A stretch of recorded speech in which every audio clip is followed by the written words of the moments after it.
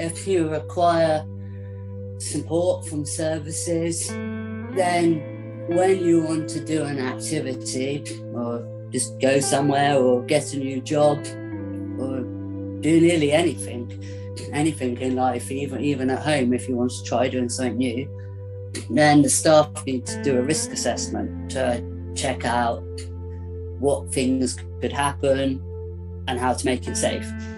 And I think, although it sounds a bit weird to have on risk assessments, I don't think nobody can get rid of them, because there are rules to have it, and they actually come in very handy about making us think if we are involved in making them as well.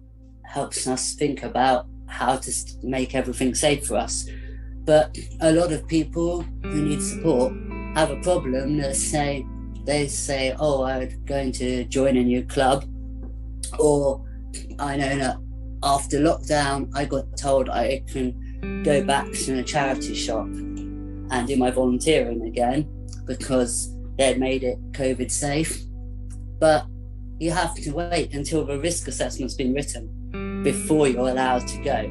And so sometimes, just because there might not be enough staff on, and they're quite rightfully focusing their time on actually making sure that we're safe at home and supporting us, they haven't got the time to sit down and type the risk assessment. So you might be excited to be going to somewhere, but maybe you have to wait, another month before you can even start, because each week you miss it because the risk assessment isn't written yet.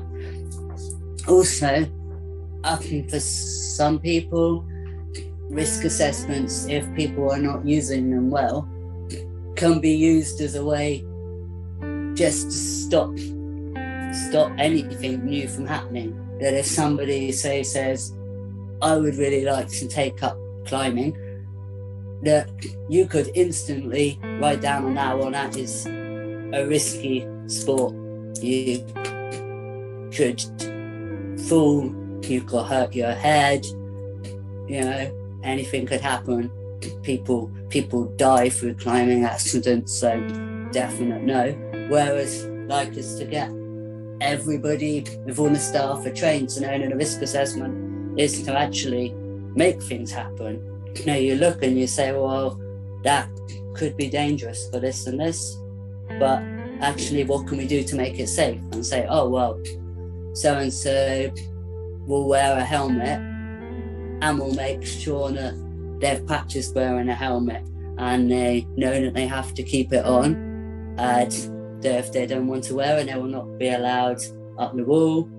You're going to go to a place that's got trained instructors, etc., etc. And then really anything that we want to do, if you put the right things in place to minimize the risk, you should actually be able to do it. So risk assessments, although we in a way complain on our campaign about them, it's not really that we hate risk assessments, just that we hate it if they're not done actually to benefit us.